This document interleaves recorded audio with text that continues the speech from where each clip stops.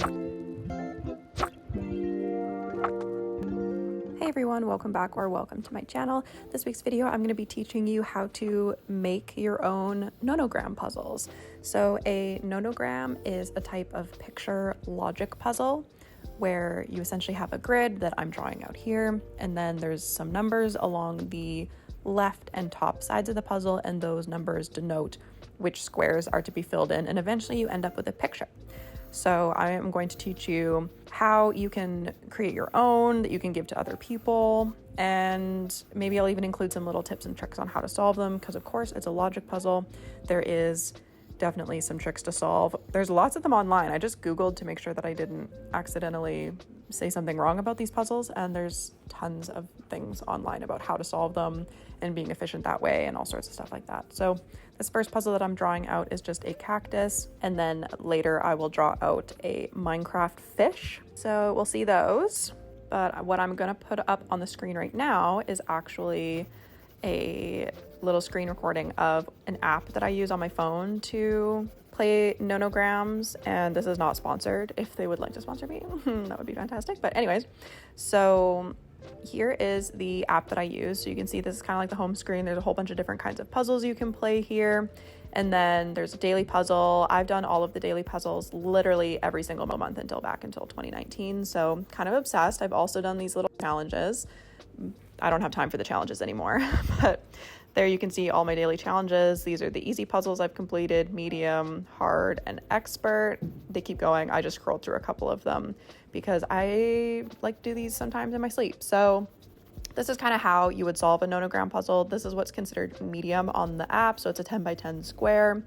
And then you just fill in the squares where you know, and then you can put in little X's where you know that there's not going to be a square filled in, and that helps you eliminate where your colored squares are going to go. So anyways, this is just me solving this one. Obviously I can't tell what it is. They don't tell you what it is to begin with. And doing this digitally means that the row will like auto add in the rest of the X's when you're done with it, which is nice. Whereas if you do this yourself, obviously that's not going to happen. And then when you finish it, congratulations, we made a raccoon. So now you can kind of see what that looks like in the app as I continue to draw these things. And this is what's considered an expert puzzle for them. So it's actually a 20 by 20 square. Their hard ones are 15 by 15. So it's just easier to count when you're doing that. And then if you get one wrong, then it loses you a heart and you only have 3 hearts to do this. So anyways, here we're going back to just me drawing.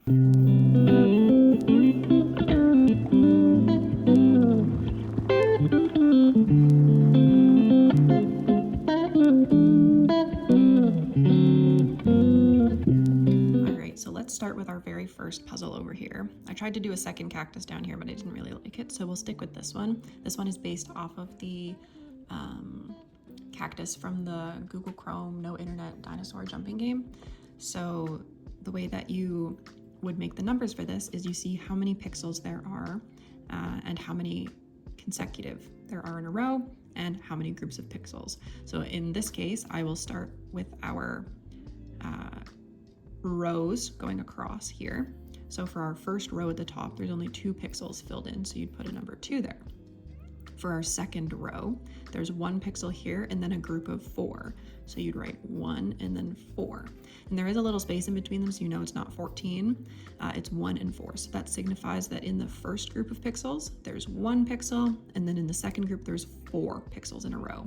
And there has to be at least 1 space in between each group of pixels. So moving on to the third row, there's 2 pixels and then there's 4 pixels. So you'd write 2 and then 4. And same thing, it's not 24, it's 2 and 4.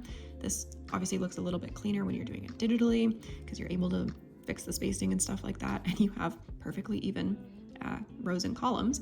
But as you can see, there's 1 pixel in between our 2 groups, and that's what that space in between the numbers signifies. So same thing with the next group, there's 2 pixels and then 4, but at the very end there's another one. So you would write 2, 4, 1, not 241, 2, 4, 1. So let's do it for the next one again. This time there's a bunch of pixels in a row and then 2 at the end. So we'll count them 1, 2, 3, 4, 5, 6, 7, space, and then 2. So you write 7, 2.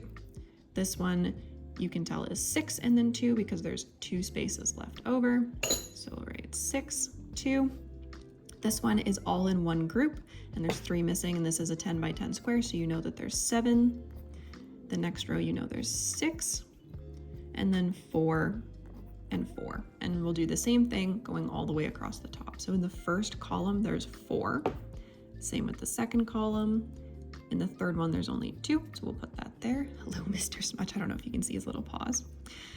This column here, all but 1 square is filled in, so we'll put 9. And then these ones are fully complete, so we'll put 10. So then you know that you have to color in all 10 squares. 9 goes in the next one, then 2, 4, 4.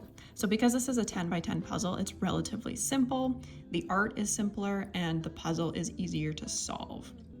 If we move on to our slightly more challenging puzzle, this is still a 10 by 10 grid, but there's less squares colored in a row. So it can be more difficult to solve, especially when, in this case, there's like 1 pixel here and 1 pixel here. So if we start going across the top, the same thing that we did with our first puzzle, we see how many different groups of pixels there are and how many consecutive pixels in a row are colored in. So this one has 1 and 1, so we write 1, 1. It is easier to see the number differentiation across the top when there's different groups of pixels compared to on the side, because you're not reading the numbers that way. So let's just keep going. So our next column is also 1 and 1, and then there's 4, 2, 1, 2, 3, 4, 5, 6, and 1.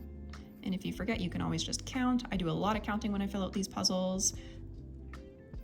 3 and 1, 2, 2, 3, 3, 2, 2, and 6. As you can see, it's much easier to tell that this is not 33, it's 3 and 3. So you just have to keep that in mind for the horizontal part as well. So let's do that next.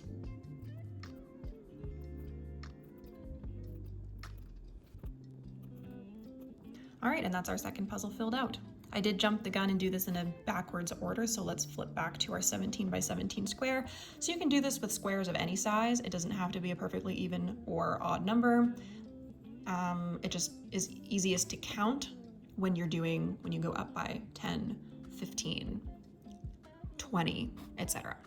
And I'd also like to point out that even though 2 rows or columns may have the same layout of numbers, this one is 2, 2, 1, 1, 1, and so is the next row, that doesn't necessarily mean that they're going to be in the same spot. So that's just another way that these puzzles like to trip you up. Now that we've planned out all of our puzzles, I can make them into a digital thing. You can do this too, either on Word using a table or an Excel spreadsheet if you want to do something bigger than a 20 by 20 table, as I've learned. So you can choose your number of columns and rows. I'm going to start with our first little cactus puzzle here. So you'll notice I made it bigger than 10 by 10, and that's just to account for how many numbers need to go along the sides. So the actual game space will be the 10 by 10 square. So just to make it easy, you're not putting numbers in the wrong spot, I've just filled in the top 2, 4, however many it is, in a row, and I've 3 of them, and I've just colored in where all the numbers are going to go. Then you go row by row and you can fill out which numbers go into which spot. Hopefully this makes sense. This is not a very good explanation.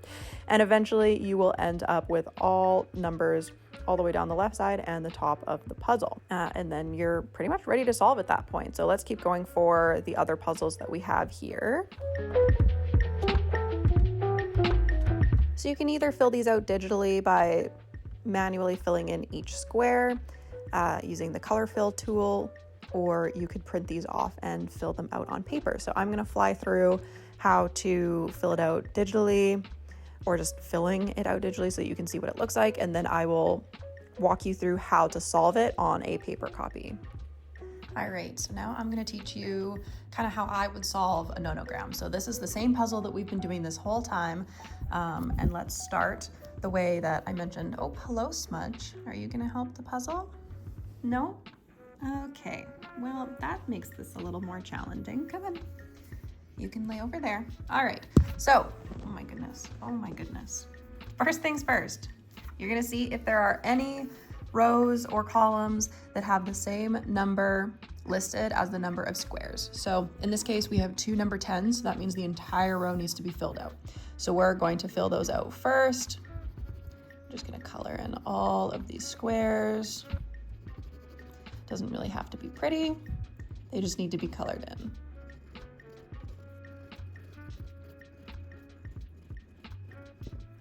Okay, now that you've colored in those 2, you can go ahead and see if there's any of the rows that have been solved by doing this, or if we just need to move on.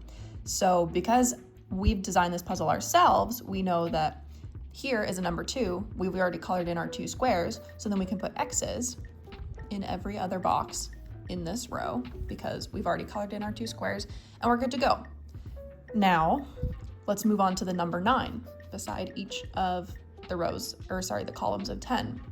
We need 9 squares filled in. We know this is a 10 by 10 square. We've already crossed off 1, so by default, there's only 9 squares remaining. So let's go ahead and fill those 9 squares left. Okay, now we've done these 4 columns and this row. Now we can do the same thing. We can see if anything else has been checked off, which it has been in this case. So we have 1 and 4. So we have our group of 4, so we can cross off whatever's behind the 4 because we know there's no more pixels, no more squares needing to be colored in over here. And because it's a group of 4 and we have 4 colored in here, and there has to be 1 space in between each group of squares, we can put an X in front of this group. So same thing with the 2 and the 4. We have our group of 4, so we can do the same thing here. In this case, because there's a 1, it could go either here or here, so we're not going to worry about that. But this one, it's 2, and there's only 2 left, so we can color in both of those squares. And now that row is all finished. In this next row here, same thing, we've got a 4, so we can X out our 4 because it's all finished now. There's a 2 in front of it, so we can do the same thing that we did with the row above it and fill out our 2. So now 2 and 4 is completed, and now we just need to put it in number 1. So it could go either here or here, just like with this one. Now I'll show you a little tip, I guess, for solving this, and this is part of the whole logic puzzle thing. So you know that you need 4 pixels colored in this column. So we could have a pixel filled in here, and we know for sure there's 2 here. So if we count out 4, starting from the top, 1, 2, 3, 4, we know that this square has to be colored in.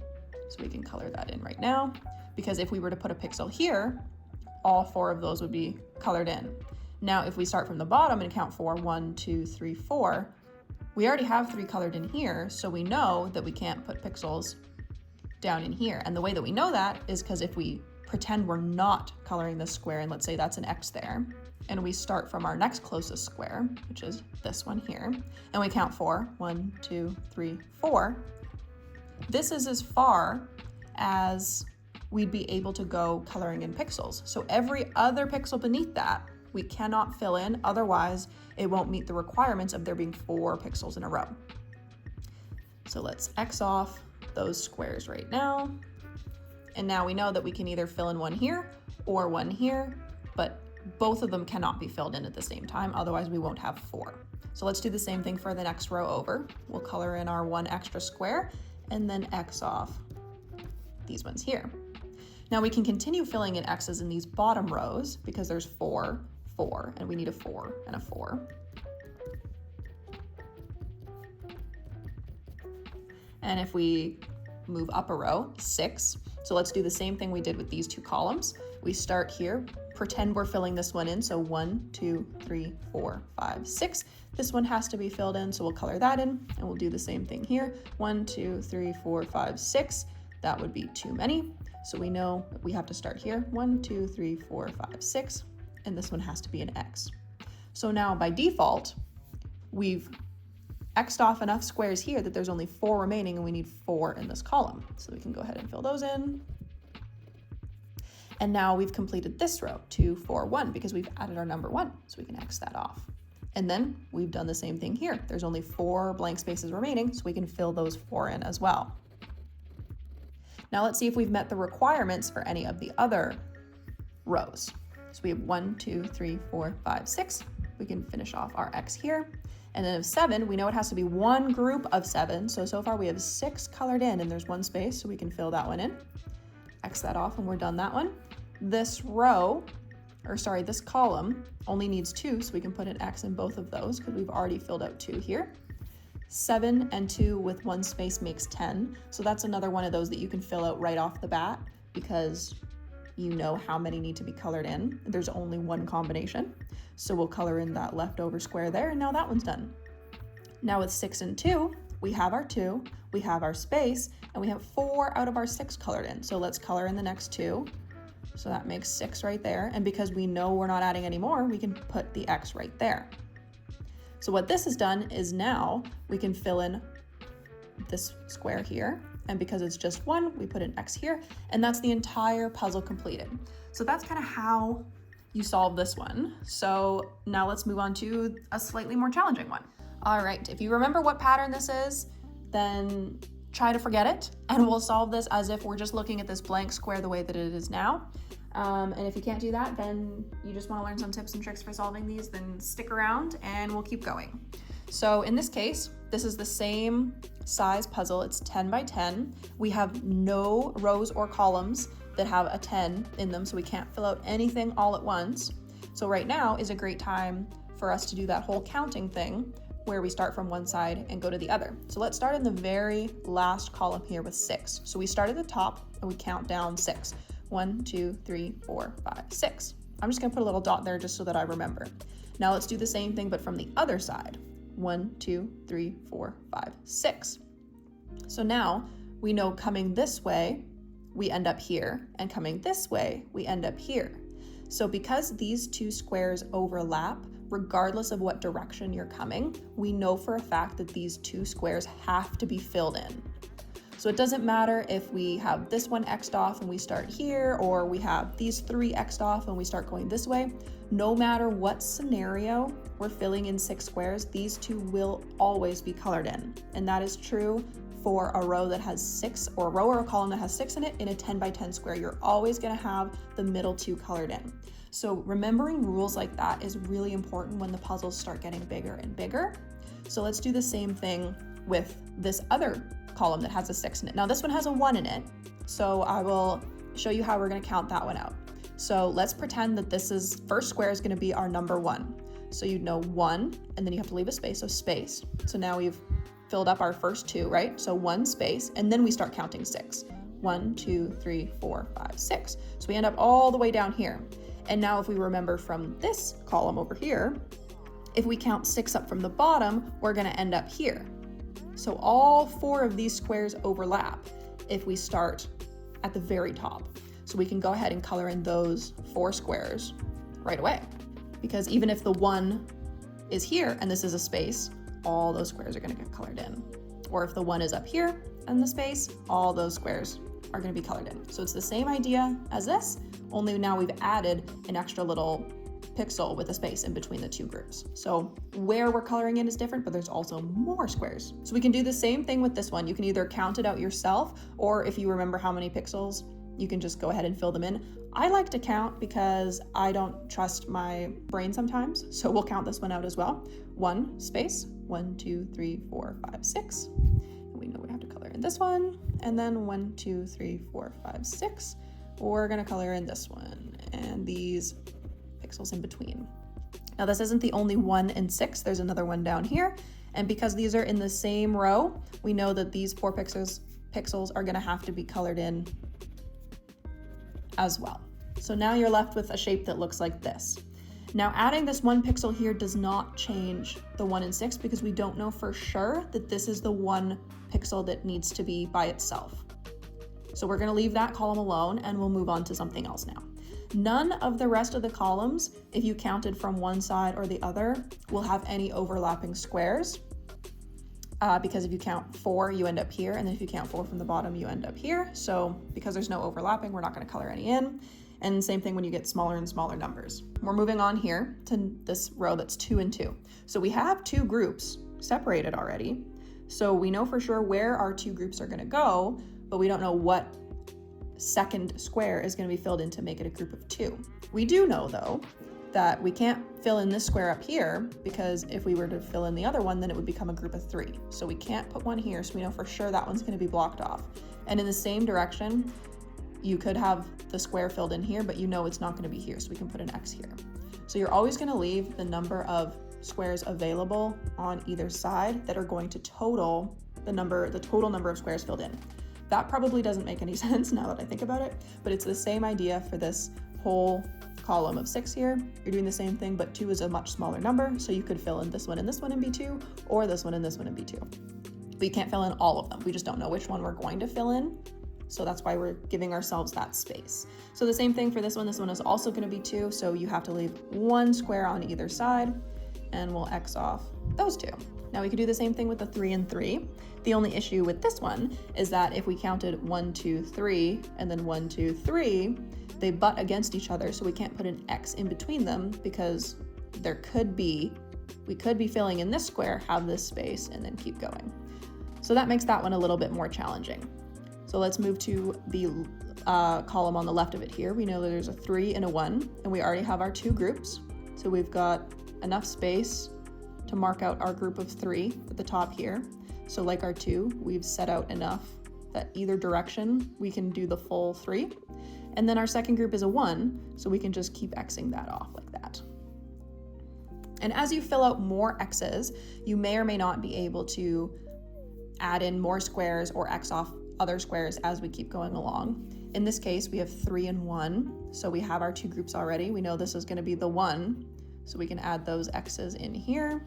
And now this one's going to be 3. Because this is butting up right against the X, we can go ahead and fill in our other 2 squares right away to finish off our 3. But this one, because it's not, we can only fill in 1 square, because we're pretending that we're going to fill in this one, but we're not actually. So 1, 2, 3. And then if we start from here, 1, 2, 3, we have to leave this one blank as well. But we can X off these 2 backmost squares. Now we, again, check and see if that's made any changes for any of our other rows. So for this column, we only need 1 group of 2. There's 1 group of 2, so we can go ahead and X off the rest of the column because it's completed. Like I said, if you do this digitally in the apps that have been made for this, the row will auto-complete itself if you fill in all the correct squares. When you do it on paper, you have to do it yourself. So it's kind of like a Sudoku in that sense. So let's move over to the number 4 here. We have 1 filled in, so 1, 2, 3, 4. We can't go beyond that square. And again, 1, 2, 3, 4. We can't go any higher than those ones, but we don't know where else we're gonna go. Xing off these ones here has made it so we know that we can't fit 4 squares in between here, so we can X off those. And we know 4 has to fit somewhere in here, so we can count from here the same way that we've been doing for the rest of the rows and columns. 1, 2, 3, 4. We know this one has to be colored in because if we count from the other side, 1, 2, 3, 4, these 2 squares are overlapping. So now this whole 2 and 2, we've figured out what the top 2 is. We can add another X here. That hasn't changed the 3 in this direction, but if we move to our second group of 3, we only have 4 squares left, so we know that 2 out of 4 of those squares have to be colored in. So that one has to be colored in. And this is making changes here in this row. Again, we have 4 squares left over, so this one has to be colored in. And we don't need any more, so we can just go ahead and X off the rest of that row. Now we'll see if that made a difference here. 1 and 6. Okay, so we can't finish the rest of the 6 here, so we can put our X. And how many do we have here? 1, 2, 3, 4, 5, 6. X, and then there's only 1 space left for our number 1. There we go. Now, because this is 2 and 1 in our very topmost row, the 2 could fit here, but it also could fit here with room for 1 over here, so we cannot put an X here yet because we don't know what's going on. But if we go down 1 row, this is supposed to be 4, there's only 5 squares left, so we have to have 3 of them colored in. There we go. Now we're eliminating space in these rows as well, so I'm just going to go ahead and X off this one because we can't put any more there, and this is also a 2 down here, so we'll X off this one. So for example, for this row here, we have 2, 1, 1, so we need 3 separate groups of pixels. So we have right now 4 actually separate groups. We have a 1 here, which means we need to put a 2 to the left of it, and we need to put a 1 to the right of it. So we have 2 different spaces, technically 3 spots, but 2 groups of spaces where we could put that second one, so we won't worry about that one. But our number 2 that has to go somewhere in these 3 pixels, we know this square will have to be filled in by default, so we can add that in there. Now that changes this row, 1 and 1. We don't know which group it is, but we know it has to be 1 pixel by itself, so we can color in that square. This group of 6 will finish filling out. This is 2. This column is 6. Now we know there's 4 in a row, so there can only be 2 on each side, so we can X off the top 2. This now changes this row, which was 4. This one is 6, so 1, 2, 3, 4, 5, 6. Again, this is 2, X that off, and we'll finish our square of 6s here. 1, 2, 3, 4, 5, 6. So now with this row of 3 different ones here, we have 1, so we know that we can't put another 1 in there, and that now changes this row. We only needed 1 singular pixel in this bottom one, so we can finish off with that. This one is 4, 1, 2, 3, 4. This is supposed to be 3, we X that off. This one is 2, 1, 1, just like this one. So we have 1. We could put a 1 here, and we could finish off our 2 here, so we can't do anything with that yet. Now, when you get to this point, it does seem unsolvable because of the number of variables in here.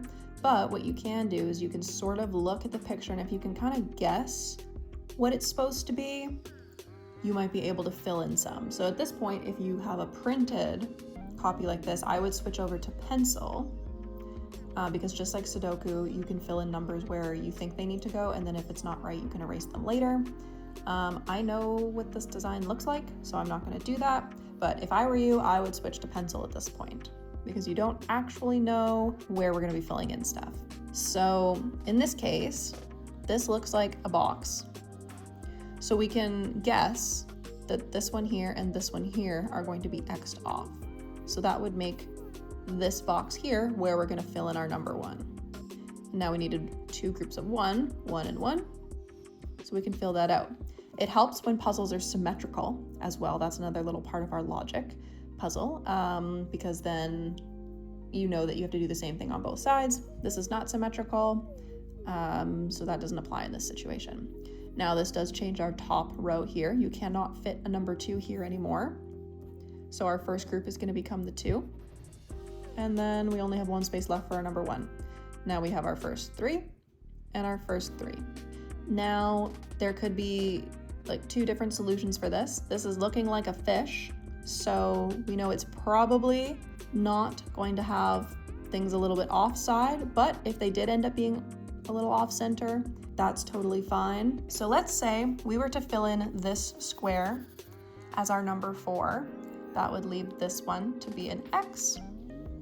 And then let's say we fill in this one as well with pencil. That would give us our 1. We'd have to put an X here. We know we need 2 groups of 1. Oh, so we can't actually fill in this square because we can only put 1, 1 here, not 2. So this is what I mean by there's like one solution, and you figure it out just by like pretending to fill in the squares. So let's say we didn't fill in that one, and instead we filled in this one and put an X there. So far our conditions have been met. So now we have 1, 2, 3, 4. That fills out our number 2. We fill out our 1 here and X. And that's how you end up filling it out the way that it is meant to be intended. But sometimes the only way to figure that out is by trying combinations that work and making sure that all of the conditions have actually been met. Now we finished our second, slightly more challenging puzzle, and it turns out to be the shape of a fish. Okay, so I'm back with my 2 other puzzles. Obviously it does not look like I've solved them, but that's because I did have to make some changes. This one printed a little fucked up. So this is the one that I'm gonna end up posting for you guys to solve if you want. Both designs, as in both pixelated characters for both of these puzzles, are my own design. I came up with them with myself. They're actually for another project that I'm currently working on, but I thought they'd make really cute little nonogram things. So both of these puzzles I will have available for you guys to solve if you want, and then I'll have the answer key available as well if you're interested in that. If not, and you just thought this was an interesting way to learn a new type of puzzle, then there you go. Otherwise, I do hope you enjoyed this video. If you did, make sure to leave a like, comment down below, subscribe to my channel. I post new videos on Mondays, sometimes on Wednesdays. Next week's video is going to be my October bullet journal, so stay tuned for that. I've just been really busy working on my 2025 fill in the blank bullet journal, so. And if you don't want spoilers to these puzzles, then click away now and get your copy of the puzzle first. Anyways, I hope you have a lovely week, and I will see you all in the next video. Okay, here is the first tutorial puzzle. You can screenshot this now, print it off for yourself, fill it out digitally, doesn't really matter. Here is the puzzle from tutorial 2. Again, same thing, screenshot if you want, do whatever, just please don't say that it's your own. Technically, this puzzle was shown earlier in the video, so there is that. It has been a little bit revamped though, so again, you can screenshot this, fill it out yourself, but please don't pirate it. This is my own artwork here. And then finally, here is puzzle number 4. This is a complete surprise puzzle. Again, my own artwork. Please don't try and sell it yourself, but you're more than welcome to print it off for personal use. After this, there will be the answer keys. So spoiler alert.